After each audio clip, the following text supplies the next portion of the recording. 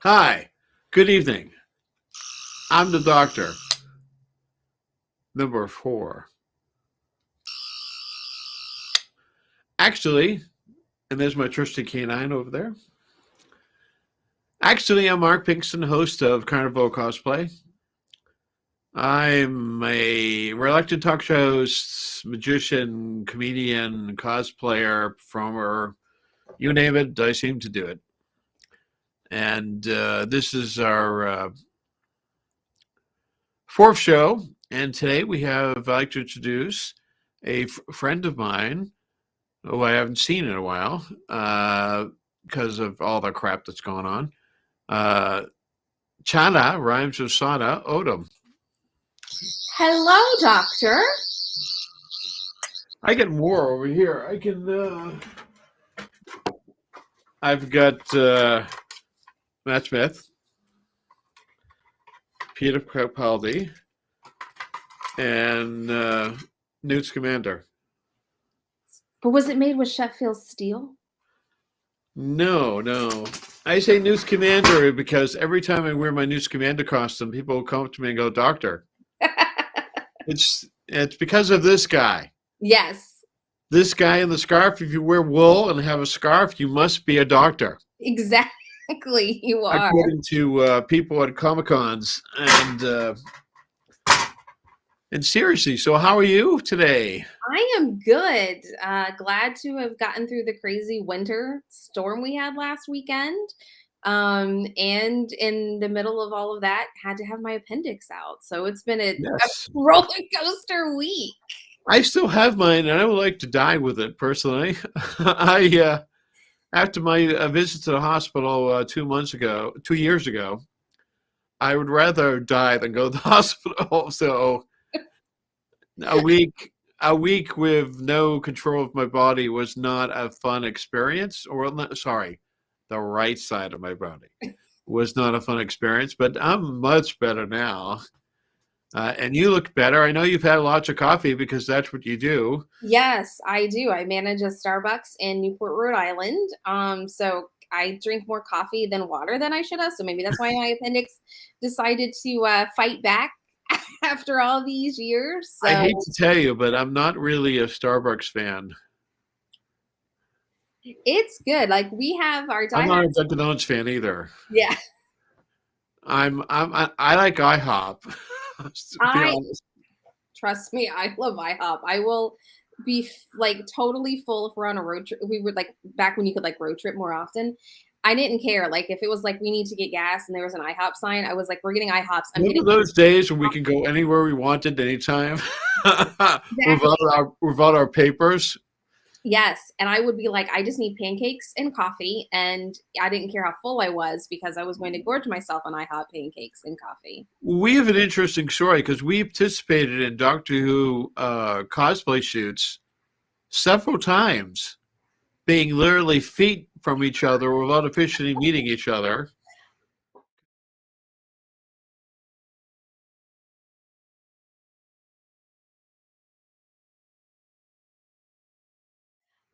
Because I had a TARDIS, and that's usually why I seem to host a lot of Doctor Who things, having a TARDIS. Yes. And I was performing at these shows, and so during a break, I would have all of the Whovians show up and take a picture. So there's like 2 or 3 of those Mhm. group shots that we are both in without officially meeting. And while we met online, we didn't meet to, was it last year? So yeah, because we went to do with Tom, who's cosplay dad. We did the Friends Way, Oh, and yes. that's when we That officially we're met. And officially then it met. was like I've looking. done 3 of those. I've done the last 3 they had.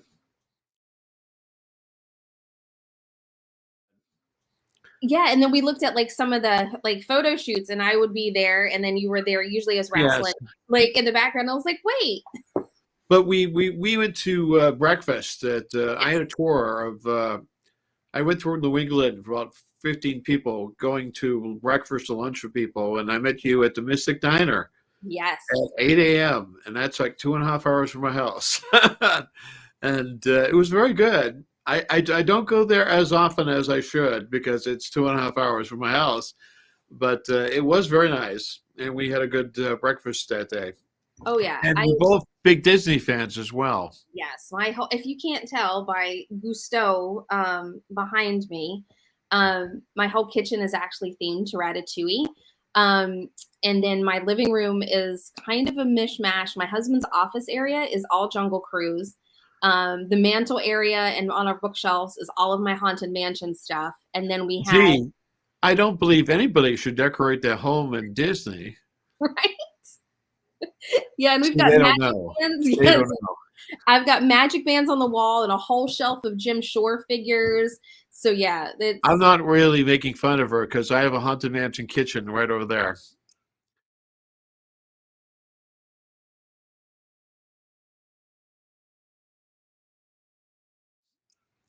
We have way too many artifacts. It's gotten even more, and I have two of the gargoyles with the candles from see, the elevator room.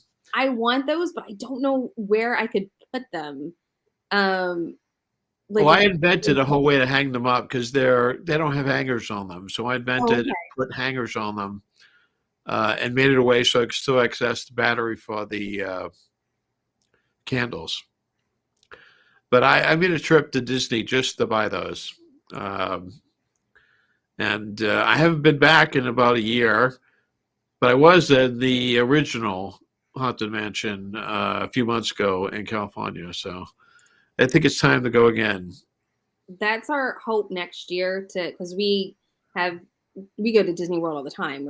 We have the DVC membership and annual passes, but that's our goal next year is the trip to. My husband's been to Disneyland before years ago, so that's our goal next year is to actually spend like 3 days at Disneyland. Yeah, I'm lucky enough to have a son who lives 20 minutes from there and works out of the SNA airport. So I have a free room. Yes. Not too far away, near Laguna, Oh, okay. Beach. I can't remember the name of the town, but we went for breakfast in Laguna Beach once or twice. And but anyway, now that we've gone through all that, Yes. what's your origin story on cosplay? When did you start? It's started way back when I was in high school. Yeah, That's a so while.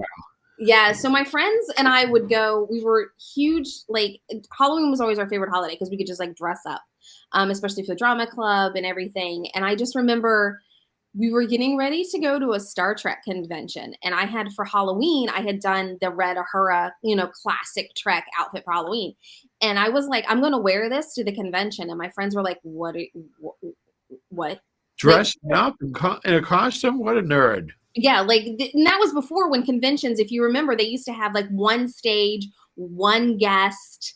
There was the vendor room, and that guest signed all day long. And so dressing up for the conventions, like going to the conventions was one thing, but dressing up at that time was like you didn't do that. Like that was just you didn't. It was the weird thing to My do. first Comic Con was 1996, and that was the first time I cosplayed. So I'm a late bloomer. You Yes, go back a while. I Not did. as long as Tom does. No. No one goes back as long as Tom does. No, so yeah, so I just started then and I was like, okay, if we're gonna go do stuff, like let's dress up, let's have fun. And I went in my her outfit and I had my, my communicator, my phaser and everything. And it just stuck because I did theater, community theater, where I'm from in Parkersburg, West Virginia. So that part of dressing up for anything, like if it was like, oh, we're gonna have a Valentine's party or we're having a New Year's party or whatever, we always like would I've been dress to up. West Virginia. I've seen the way the locals dress.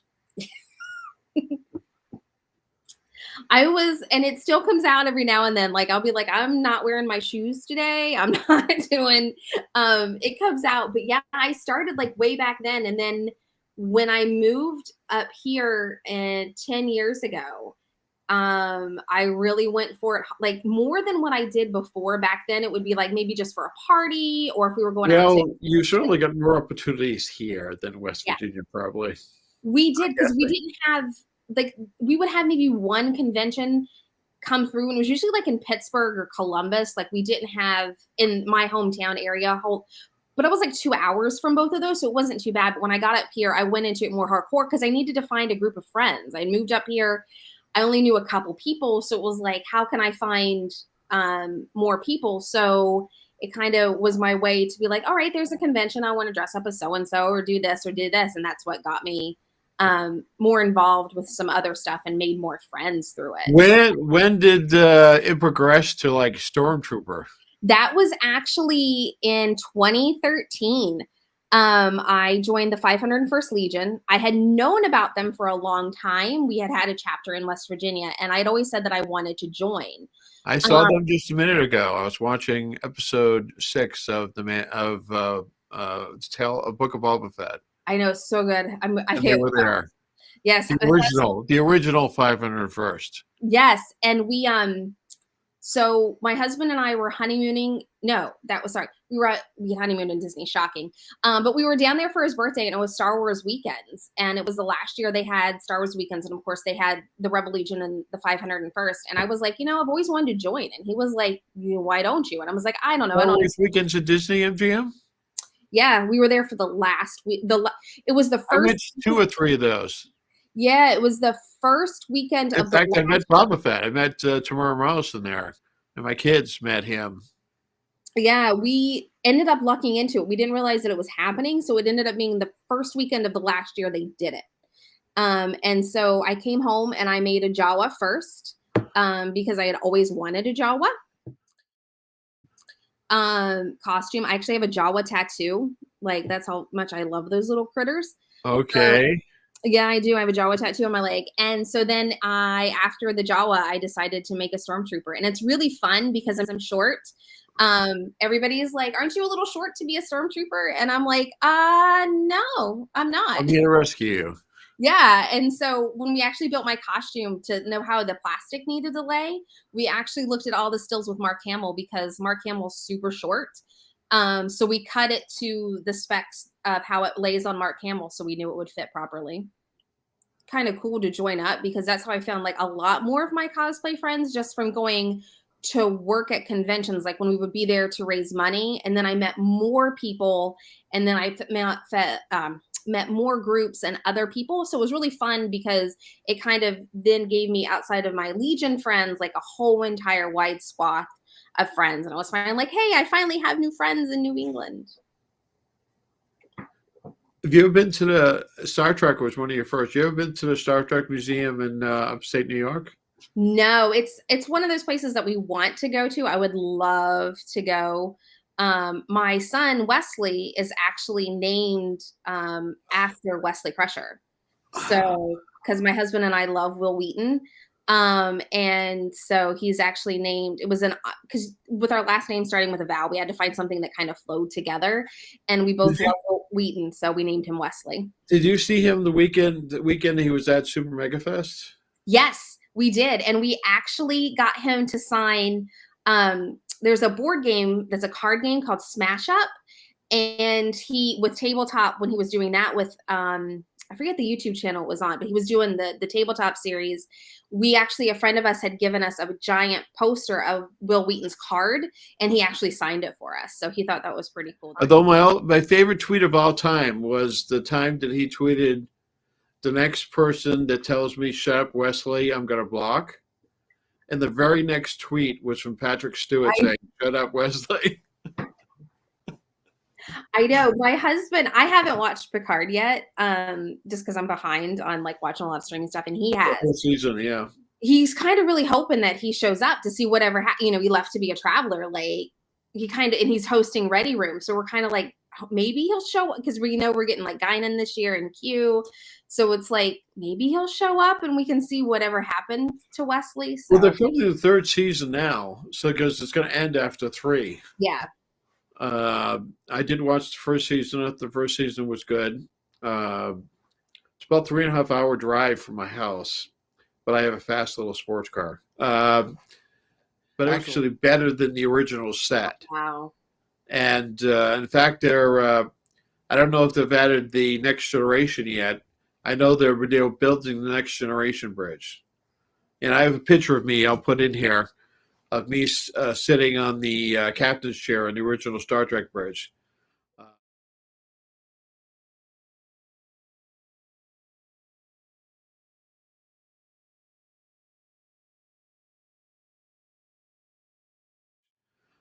In fact, I know somebody who got engaged there, sitting on the Oh, that's amazing.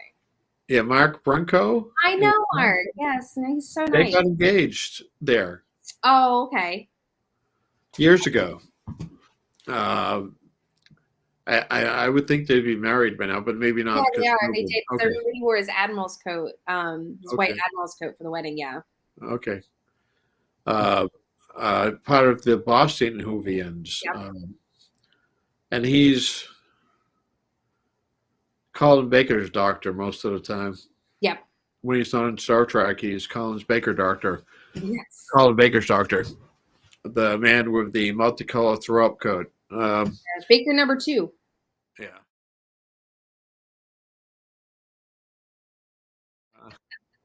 Well, he It- did have that blue coat later on. He did have not the full one. well, I think. but now I'm just saying things could be worse. You could have a thing of broccoli on your coat, okay? Because that actually happened. Yes, I've said before I would like to do 5 just because of that, but those pants are hard to find. Those pants are really hard to find. I saw a picture of David Tennant wearing that exact outfit because David Tennant married the actress who played his daughter on the show, who's actually the daughter of Doctor Number 5. So Doctor Number 5 is his father-in-law. So he was wearing the outfit. That's awesome. And of course, it fit kind of loosely because David Tennant's a little tiny thing. Yeah. But it was interesting. They both were in that Time Crash, I think, that little tiny 5-minute episode a few years ago. Yeah, there's that one charity that they do every year that they do a doctor. Red Nose. Yeah. And when he said, you were my doctor, he really was. Because Peter Davidson was his doctor when David Tennant was young. So that was a very touching little 5-minute episode. You could probably find on YouTube.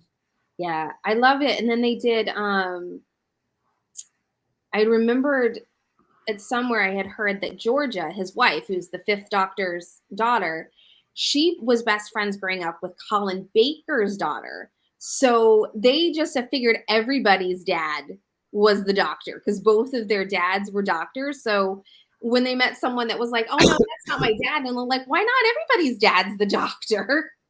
Seriously.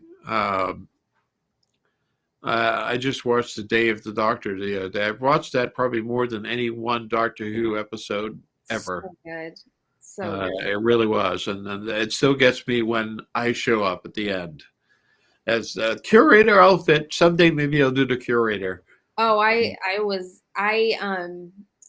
when the Night of the Doctor premiered, because I remember when the 8th Doctor, when the movie came out, that really bad movie, Paul McGann.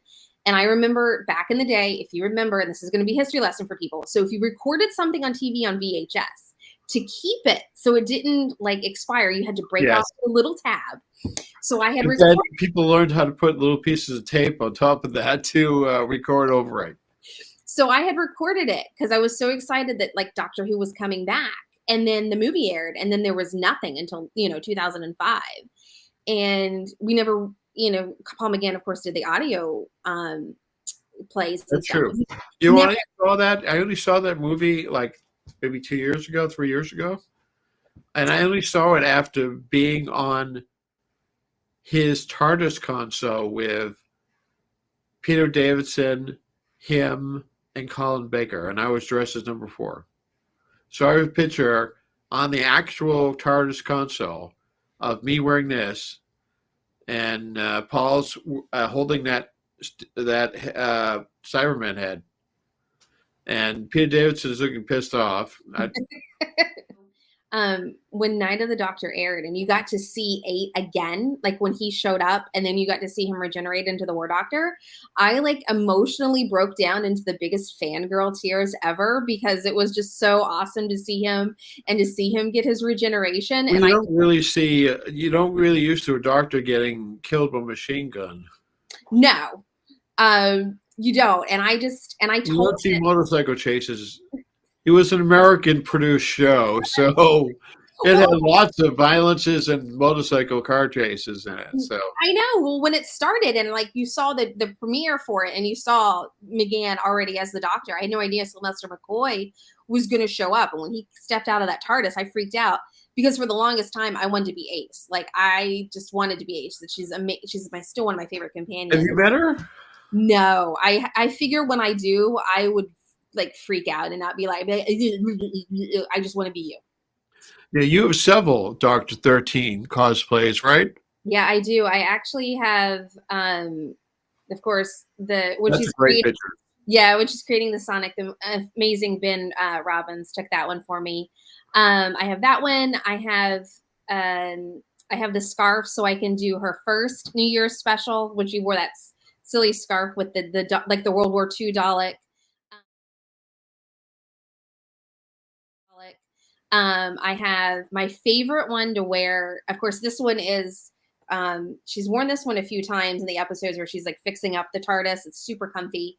My favorite version to wear though is the Regeneration, and I actually got to meet Peter Capaldi. In So my husband was post Regen, and I was he was pre Regen, I was post Regen.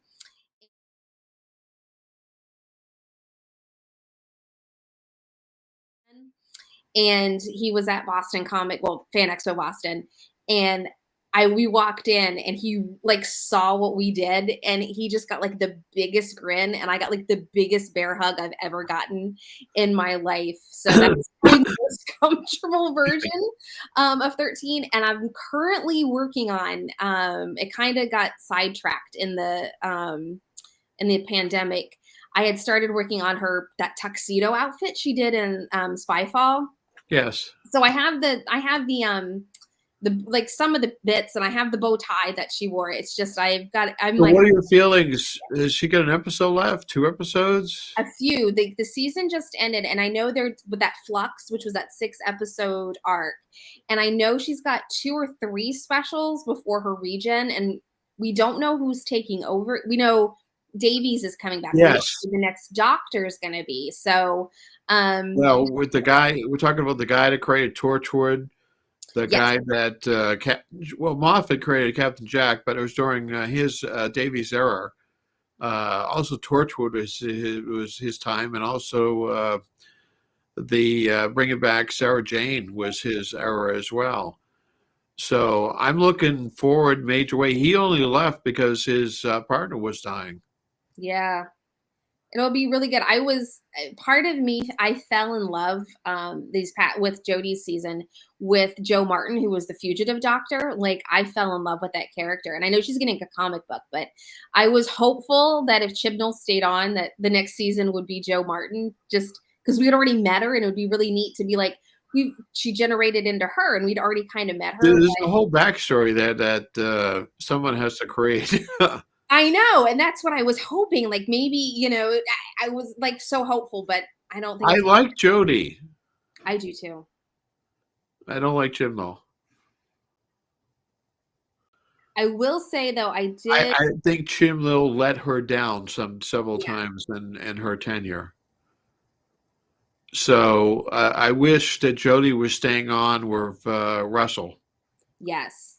because Russell, I think, could deliver really great stuff. Oh yeah. Even though there's rumors going around that David Tennant's going to be the 14th Doctor, but that rumor has happened every time there's a new Doctor after he left. That rumor comes around. I know. I always and then the other rumor of who it's going to be is I can't remember the actor's name, but I always remember him from Love Actually. He was the guy that goes to America. That is like he wants to get out of England and he ends up at the bar like in Milwaukee or Wisconsin or somewhere. He's always like on the top like place betters that he's going to be the Doctor. Yeah, So but that's so, a list compiled by British media, not like the BBC, right? yeah, I can't remember. His name's like Chris something, and like when Smith came out, when Capaldi, and with Jodie, he was like the top like all 3 times.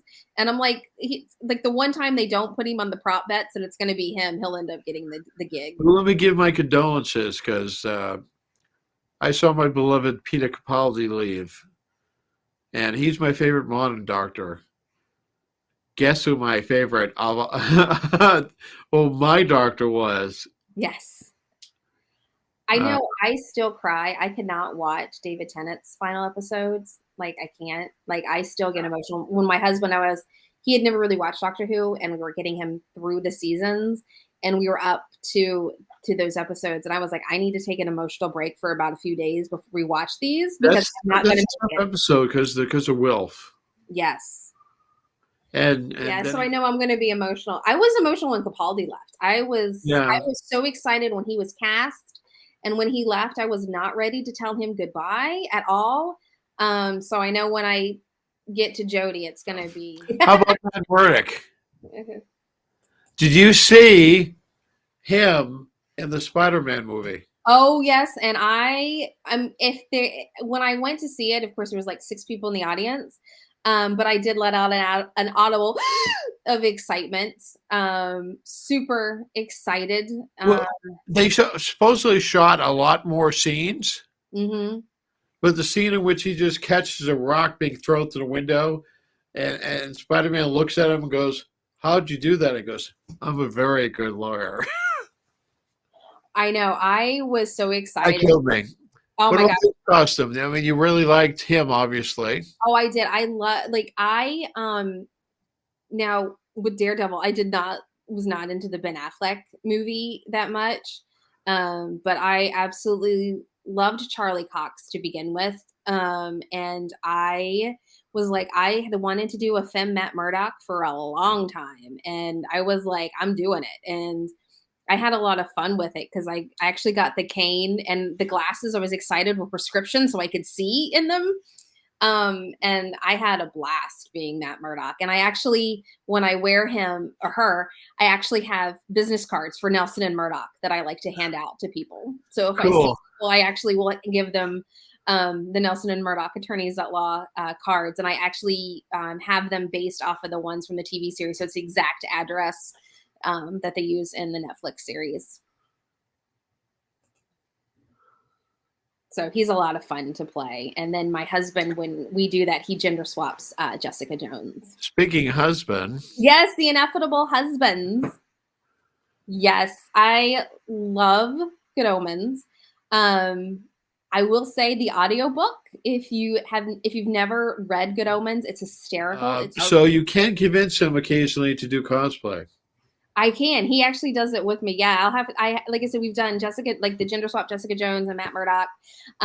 We of course did Crowley and Aziraphale. And I had to yell at a plant because, it's what he does. And yeah, I just finished listening to Neil Gaiman read Ocean at the End of the Lane. So I'm like, what characters can I do from that one next? Like trying to figure You out. must be excited about season 2. Yes, that came out of the blue because it was like No one thought there'd be season 2. right? And everybody was like, where did this source material come from? Because Neil had said, it was Terry's work and he couldn't do it without him, but it was from, this unused, extra material that they had. So I'm super. Well, obviously, Amazon threw a bunch of money at somebody. Yeah. That's where it came from. You Yes. get enough money, anything is possible. And Yes. they have enough money. Yeah, and they're doing, of course, Sandman and a couple of the other game. Like they're making the whole Anasazi and Nancy boys. So they're doing that whole Gaiman universe. The Joker. Yes, I love the. Oh, Killing. is that what this is? Okay. That is the Killing Joker from the Killing Joke, which is Okay. my favorite Joker story. And this is actually the variant version that they have done for one of the Arkham Asylum games. Mark Hamill, right? Yes. As the voice? Yes. Yes. I'd always wanted to do a Killing Joke Joker, and this one was from, I think, the second of the Batman game. There's like 3 of the Arkham Asylum like Batman games, and this was like the version from that one. And I wore that one to New York Comic Con one year to have fun, and it was fun because I kept going up to all the Batmans and asking them if they were having a bad day. It was so much fun. Were they? No, they just, a lot of them looked at me. None of them were like, they were just, scowling around as Batmans do. So of course, they were like, "Oh, it's the Joker. I'm not going to deal with them." So I was trying to egg them on all day. And Judy Hopps, I love that movie. I love her. She's such a spitfire, and she's such a go-getter. Those are knee pads? They are, yeah. I actually went and got. It was funny. So I was ordering like the utility belts and all this stuff from like a police warehouse, and I spray painted them silver. They're actually neat. They were the elbow pads, but because they had to be small because she's a bunny, so I couldn't have the big giant ones on my knee. So I took the smaller elbow ones and put them on my knee so they weren't so giant and massive. Okay. Yeah, because the knee ones were huge, and I was like, she's a bunny, she can't wear these big things. So I ended up using the elbow ones on my knees, so it looked, so I could try to look a little bit smaller, more like a bunny. Now, are you a sewer, a designer, or are you a sorcerer? That's the word. It depends on what it is. Like, I can sew basic stuff. So if I need to like trim or hem or do something, I am an avid fan of going to the thrift shops to find what I can and repurpose. Yeah, I usually like to, if I can't find it, like I love thrift shopping for stuff. I've been known to like tweak and adjust and be like, okay, maybe I can re-dye, maybe I can repurpose. And then if I can't, like I've couple friends that I know that have done commissions, I've asked them, to make stuff for me. And I've attempted before because I'm like, let's see if I actually have the skills to do it and give it a shot first. Because it's like, what's the worst that happens? I mess it up and I have learned something out of it, or it works and I learned something out of it. So yeah, my Jawa, I totally made all of that except for my mask. I had my mask. Yeah, that one I made. I commissioned the mask because it was like trying to figure out how to get the lights because it has to glow, and I really never did that many electronics. But there's been some epic failures I have had. I have had some uber like hardcore beyond epic failures. And then I've been like, all right, let's just go ahead. And the hardest part for finding on Jodie's costume was finding the blue pants. Like that was the trickiest part because they're not like capris. They're long. It was like a weird type of pant. And I think I ended up going through so many pairs of trying to hem them. I had them commissioned. I found another company that kind of made them, and those didn't fit. Those were the hardest piece to get. I had heard there was a lot of cosplays. My husband, we actually did this for him on one of the Capaldi's he did. We used pajama pants, like flannel pajama pants. Yes. Because I did do him once or twice, and that's exactly what I use. He was so hot at the end of the day. Wear pajama pants in a convention center. Yes. Well, that's the course of Harry Potter and Doctor Who cosplayers. You're wearing lots of layers, maybe wigs, and you're sweating a lot. Because all these English costumes, because England is so freaking cold all the time. Yes. Same thing with Harry Potter. The Harry Potter, the new Scamander, is very, it's relatively hot. When did you get involved with the Intergalactic Alliance? I got involved with that shortly after I joined the 501st Legion, because it was a group that was created because at the time, the Legion, we had certain rules of what certain activities we could participate in and not participate in. So some of the members had founded that so we could go and participate in Pride events. And this was our first year we did Rhode Island Comic Con. So it was in it's not Rhode Island Pride. I'm sorry. This was shortly after Wesley was born. So it was at least 2018, maybe 2019. Yeah, 2018 was our first year we did Rhode Island. We had been doing Boston for a few years of those. And then shortly after the next year in 2019, I ended up taking over as the head of the organization. And then COVID hit. So unfortunately, we haven't been able to do that many Pride events. So that was our first contingent at Rhode Island. And then the following year, we were like 3 times as big for Rhode Island, which was pretty cool. And Mark works on the group with me as well. And so the group is all about diversity and inclusion and being yourself and who you are in your cosplay. So when we get to do those events, we want everybody to come out. We don't care what your cosplay is. We don't care what you are, what you identify as, what you like to cosplay as. Just come out and have fun, because we're there as a huge support for everybody in every community. Didn't Tom march with you in Boston? Tom did march with us in Boston. And then he's marched with us both years we did Rhode Island. And what's fun about Rhode Island is it's a nighttime parade.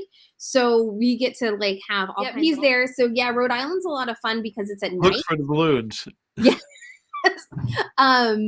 So yes, that was a lot of fun when we get to do that one, because if you've got light up stuff, like especially our Jedi friends that come dressed as Jedis, we usually have them bring all of their sabers in the rainbow color. So they usually lead our contingent with like holding up their sabers the entire time, and the pride rainbows and stuff. So it's a lot of fun. Boston is a huge party, and Rhode Island is a smaller party, but just as amazing. It's kind of like we feel like rock stars. Is there still going to be something in Boston? Because isn't Boston Pride disbanded? Yeah, they did. So I'm kind of keeping my fingers crossed that maybe they'll get back together. Hopefully, what I've heard through Rhode Island is they're still trying to get some events going. So hopefully this year Rhode Island will happen again. And, you know, we've been talking that we're going to try to, here in the next few weeks, as, you know, June starts getting around for Pride Month, maybe we can look at some smaller events and go and have a contingent, even if it's just like us getting together in costume to be there for support for the community. I'm hopeful. Yeah. Like I've gotten a few emails from Rhode Island Pride about some events that they're working on and like some fundraising they're doing. So I'm keeping my fingers crossed that maybe this summer we can do Boston. And I know New Hampshire always has a kind of a big one, so maybe we can get up there and do some stuff. Yeah, Nashua has one. Mm-hmm. The last time they had that was election year, I think, and Bernie Sanders showed up. Oh, okay. And I was dressed as pallbearer on Main Street because my friend Ryan was opening a new cell phone store, and I crashed his grand opening as pallbearer with my urn and everything, and the urn in one hand and cell phones in the other. And I tried to go up the street and be photographed with Bernie. That was something I really wanted, but the Secret Service intercepted me a long way from her.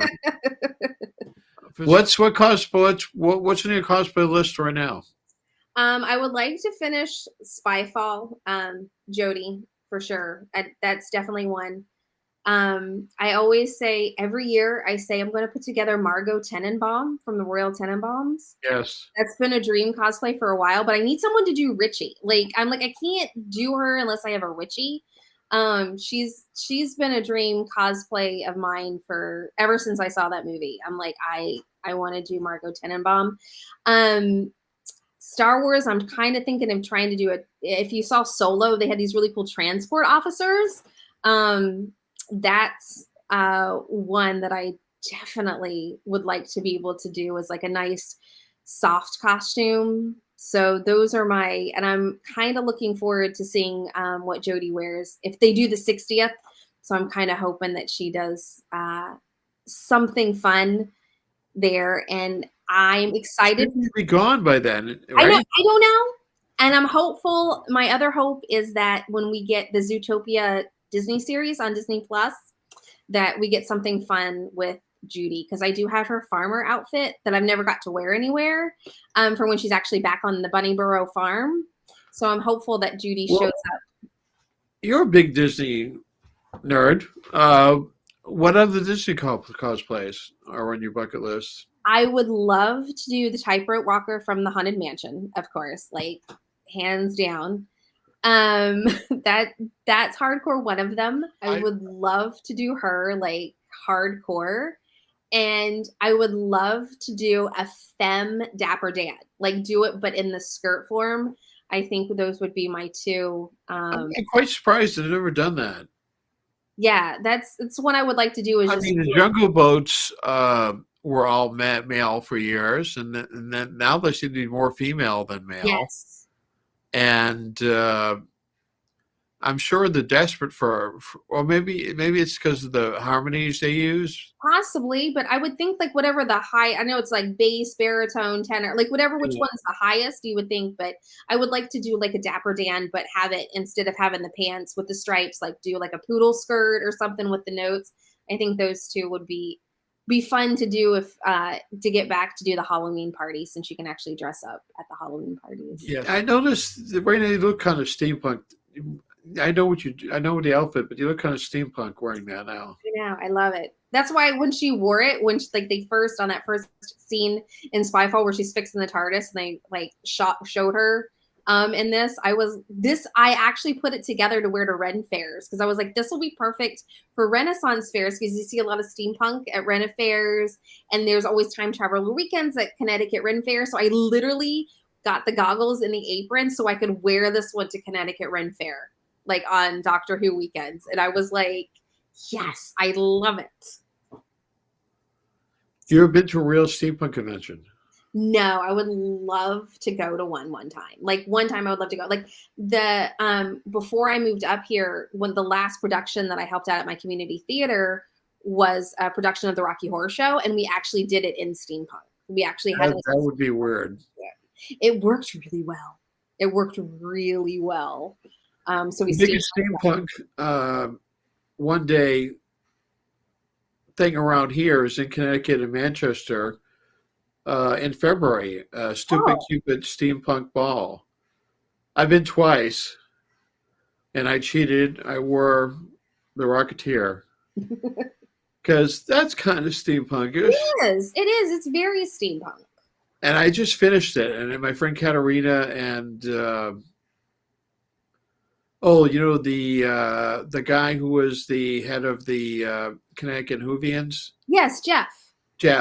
Jeff was there, and Katarina, and I just finished this, and it was a long 6 months of labor. So I worked there and in the parking lot getting those thigh-high boots on. Boy, was that fun. Yes. Guy getting used to thigh-high boots. They're not fun. I can't wear them. I can't. I'm so klutzy that by the time I get one on and I try to like bend myself down to pull the other one up, I fall over and like no. Now I had a stroke the next year on July 3rd, on January 3rd, but I was at the steampunk ball 6 weeks later because I knew Kat was going to and other people were going to be there, and I want to prove to people that I wasn't dead. Yes. So I went there again with the Rocketeer. And I know that Kat's probably working it again. And it's coming up sometime in February. It's about $30. It's expensive, but they have various steampunk bands and steampunk photography there, and all kinds of things. It's David Carlson is his name, and he runs a company called Oddball Newt that sponsors 12 months of steampunk events in Connecticut. So he's a great guy, and they have a great organization down there, and they have almost monthly steampunk events all over Connecticut. And that is relatively close to you. Yeah. So what's the next con to go to? Right now, I don't know. I'm hoping to get to Fan Expo Boston, of course, this year because I had a lot of fun at it.